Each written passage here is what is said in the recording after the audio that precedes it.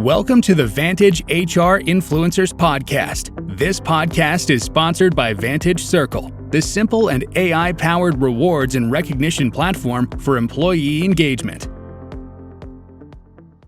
Performance management is no less than an art.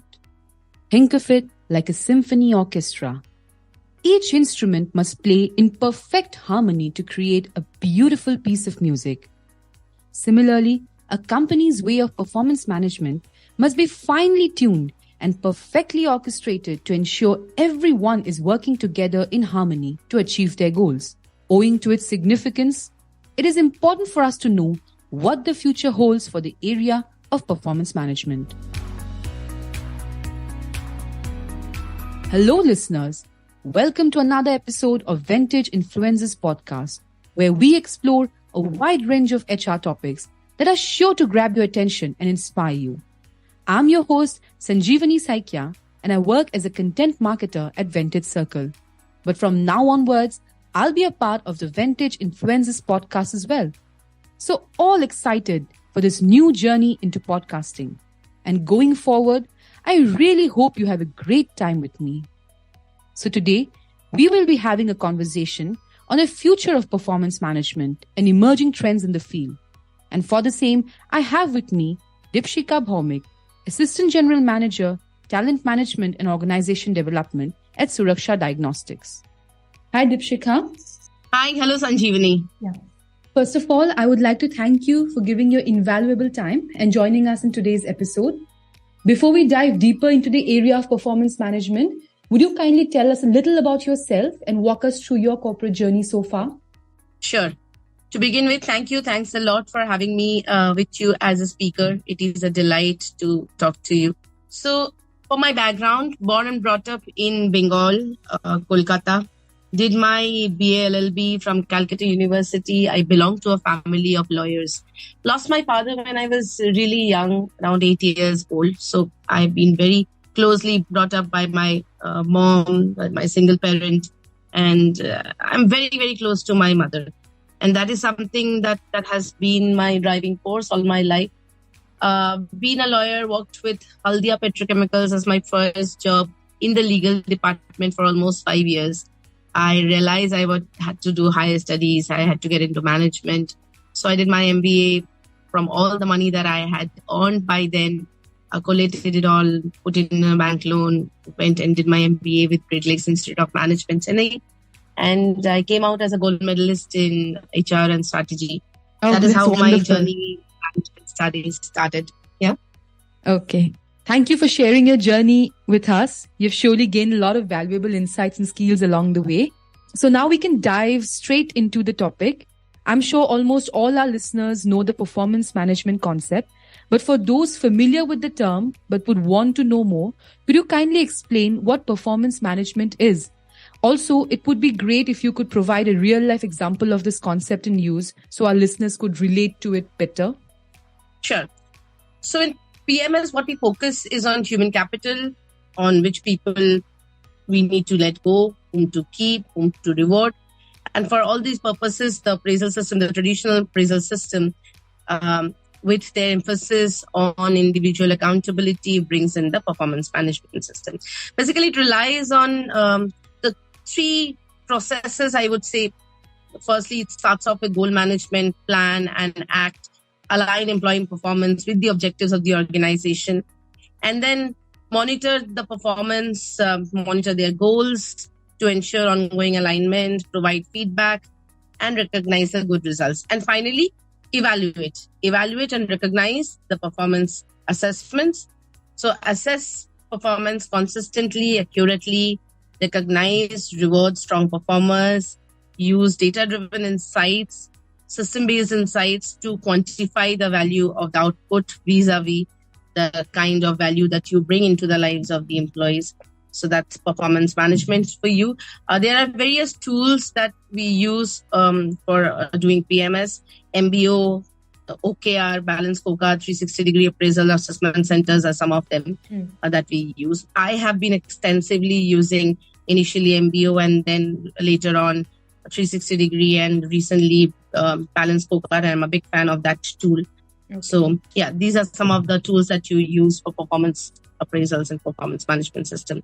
At the end of the day, it is at the heart of the organization to understand where employees are standing, how are they to be aligned with the processes, with the objectives of your organization, and how they are delivering at the end of the day with the clarity of what they are supposed to do.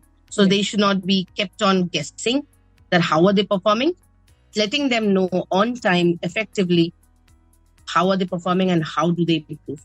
So it's more of a beneficial improvement process or feedback method than anything else.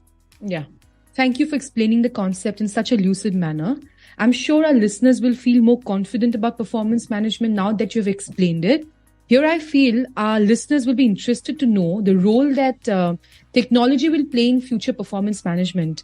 So what role will technology play in the future performance management? I would love to know your take on this particular aspect. Right.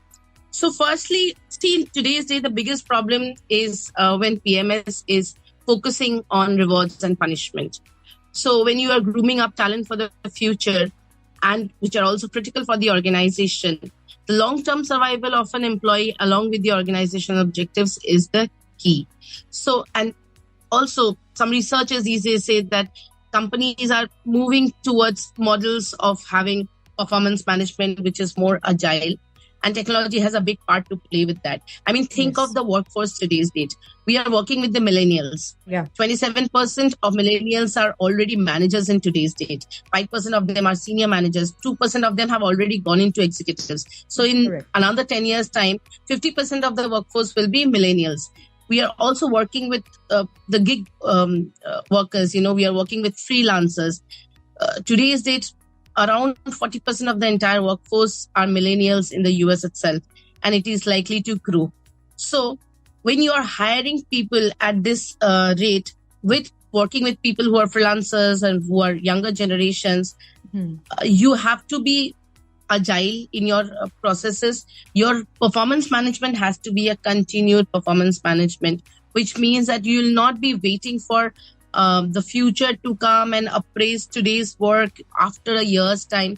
You have to have more agility into the system, predict the workflows, have predictions done, database predictions to be done, take formal agile methodology, have stand-up meetings, sprints, encourage fast failures to people, which I'm sure technology has a great role to play, and do iterative developments, define protocols, and bring measurable values to everything, so that on a daily basis, on a continuous basis, people can be appraised. People are working from anywhere today's date. We are working over the phone, we are working from the cafes, we're working from the beaches. So having technology to bind them all, having to see your tasks, what are you supposed to do today, for this week, for this month, for this entire quarter, and being able to keep a touch base with your team members, updating them and getting updates from them on a continuous basis is something that technology is helping us in a big way, and will continue to do so. Absolutely. Yes. I couldn't agree more. Your perspective on this has been really very insightful. Now, moving on, I hope you would agree with me when I say that organizations all over the world are going big on diversity, equity, and inclusion. Organizations are recognizing the importance of this concept as they strive to create diverse and inclusive workplaces that foster innovation, creativity, and collaboration. So our listeners would surely want to know your perspective on this and how you view DE&I in the context of performance management. So basically, my question to you is, how can performance management be used to promote equity and inclusion? Also, it would be fantastic if you could share some of the tried and tested strategies or techniques for ensuring that performance evaluation are fair and unbiased. Right. For being performance management fair and unbiased, one thing that an employee can do from their part is something that is crucial in today's date, is keeping a journal. I mean, there are lots of biases in the system, especially one of them is recency bias, which affects employees and managers alike. So whatever you have done recently, you kind of remember only that part and you forget the past, what you have done in the last 1 year. Yes. So having to write down to counter the recency bias, I suggest employees keep weekly journals, document all their activities, record the feedbacks they have received. And these journals, when they're brought together during the discussion, it really helps for the employee to showcase what they have done. Yes. And also for the managers to remember what the employee has done in the past entire year, and not only fall prey to the recent activities that they have done. Another important step that management can do and the managers can do is, consider practice scenarios. When you are putting people to do performance appraisals, nudge them about a week before the appraisals happen, make groups of 6 to 8 people, and then guide them to hypothetical assessment scenarios. You can have, files of previous employees. You can have files of recent employees. Ask these assessors to make their assessments, have the groups to share and discuss their reviews, and compile these assessments before group discussion, present them to each other, understand that how a calibration happens. Yes. So having a good calibration on random practicing is something that is going to help help the appraiser tell the employee about their contribution, make them feel valuable, and give out their observations, justify the assessment. Transparency in today's state is kind of quintessential, and the entire world is moving towards it. Absolutely. And that is something that we have to focus on. Yes. So a calibration committee for the organization's perspective, and having a journal from the employee's perspective is something that I would recommend. Deepshikha, that was really very well said. Has covered a lot of significant points, if I could say. Many organizations are recognizing that traditional performance management practices, such as annual performance reviews and ratings, are not very effective when it comes to driving employee engagement. As a result, they are experimenting with new approaches and technologies to improve the process. Therefore, we can see new trends or practices coming up. So now let's discuss a bit about the emerging trends that you think will have the biggest impact, and how do you see performance management evolving in the next 5 to 10 years? So brings me back to the initial point that performance management initially was very much based on rewards and punishment. We are moving out from that and bringing focus more on motivation and feedback. A study recently said that 95% employees are dissatisfied with their company's appraisal system, and it is often the only channel of feedback. So amount of employees who feel aggrieved and dissatisfied is huge, and it is just for want of more feedback. So a more clear correlation between higher motivation versus accurate feedback is something that we can see in the recent most trends. And employee happiness in today's days, especially when companies are building infrastructures to bring back employees to their offices, it has become that tough for the world to be. According to Gallup, 52% of American workers are not engaged with their work, and 18% are actively disengaged. So bringing in employee happiness in the employees is something. Bringing in KPIs other than their sales KPIs, happiness KPIs to their basket of the managers is something that might really help. Recently, there is a process called OKR that has come up. I think in 2002, we see a lot of application of OKR everywhere, objectives and key result methods, whereupon people are putting more emphasis on linking personal plans and growth of the organization. And the technique is helping goal alignment.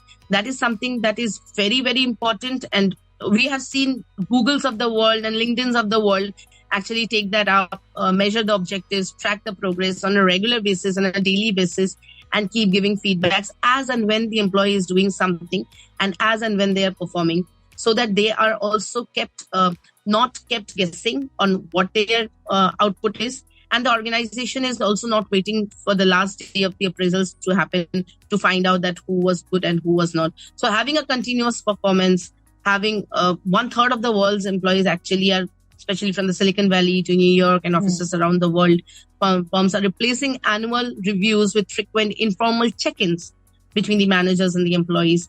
And that is how technology is also helping.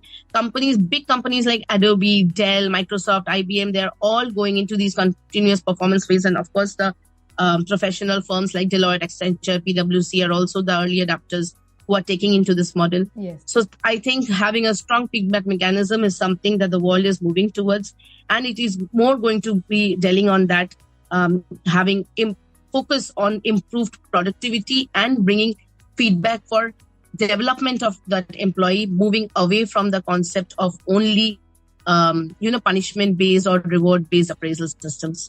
Yeah, I think that makes a lot of sense. Deepshikha, you've highlighted some really potential emerging trends. So we are actually arriving at the end of today's episode. But before we let you go, there is one last question that both our listeners and I would love to know your take on. How organizations can ensure that performance management aligns with their values and culture. Moreover, we look forward to your tips and suggestions on how we can make it more transparent and effective. Right. So one thing is very, very easily done. When you have your annual plans in place, when you have your annual business plans, along with your objectives of the organization, from there, bringing them to the scorecard of a CEO, from the scorecard of a CEO to getting it trickle down, aligning it or cascading it to the CMO, the CHRO, the CTO, the CFO, and every C-suite the management people. From there to going into the scorecards of individual employees, to the managers and then to the individuals.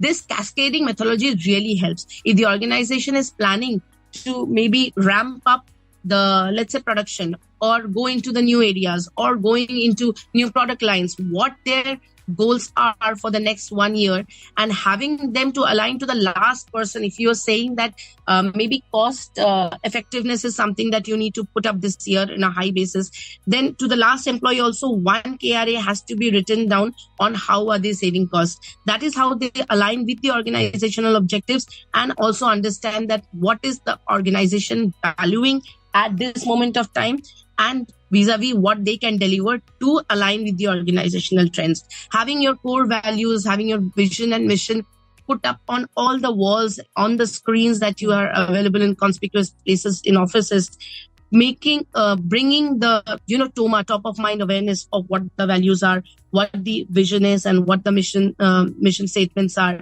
If that is done, it is ingrained into the minds of the people, and everything that they do will be aligned to the objectives of the organization. The first part is to define them very well, having the annual objectives written down very well, very lucidly, very expressively, quantifying them well, and then finally aligning them and cascading them to the next level, so that every level is aligned, and a continuous, rolling up of those on a regular basis, maybe weekly, maybe monthly, and then quarterly, and then biannually, and then yearly, for the management to stay in touch. Having two parts, sun management and performance management, two parts of the PMS system. And not only having the numbers to drive them, but also the behavioral factors, the learning agility, the ability to understand the organizational culture and imbibe in it. Who are the culture masters? Who are the ones who are the spokes? Who are the critical people who are bringing forth the values of the organization? Them to be recognized and rewarded is something that will bring a lot of change in the way organizations align with the employees and discuss, having small groups of discussion, having focus groups of discussion, having regular interval discussions. Both the skip level managers and the management town halls are something very, very important that organizations can bring in to bring their values trickle down to the last employee. Yeah, agreed. So, Deepshikha, we have reached the end of today's podcast. Mm-hmm. Do you have any message for our listeners? Our listeners would be delighted to hear it from you. Also, our audience might want to stay in touch with you post this podcast. After all, it was really an enriching one. So it would be great if you could tell them how they can reach out to you. Right. So, firstly, the message from my end to everybody is when you're doing your performance appraisals, just forget that what are you supposed to be doing. A lot of credit goes to people who do not look for credits and get their work done. So being team players, understanding the organization's need of the hour and being able to deliver year after year is something that is going to bring recognition anyway at the end of the day. So not thinking of your credit and thinking of what is best for the organization is something that is going to bring you a lot of value and create your own brand, which is anyway is going to help you in your future endeavors. I do a lot of such sessions on performance management and balance scorecard. You can stay in touch with me over LinkedIn. Deepshikha.Bhowmick is my LinkedIn profile. I have got around 10,000 followers in there. Please come and join me. Wonderful. Please have conversations with me. Yeah. I would love to hear out from you. Our listeners would love it too. So Deepshikha, it's been a pleasure to have you as our guest today. Your insights and expertise have been invaluable, and we are grateful for the time you've taken to share your knowledge with our listeners as well as with me. So thank you so much. Thanks a lot, Deepshikha. Thank you. Thanks a lot for having me into your podcast. Take care. Bye-bye. Thanks for listening to the Vantage HR Influencers Podcast. Please do subscribe to Vantage HR Influencers Podcast on Apple Podcast, Spotify, and our YouTube channel for new episodes.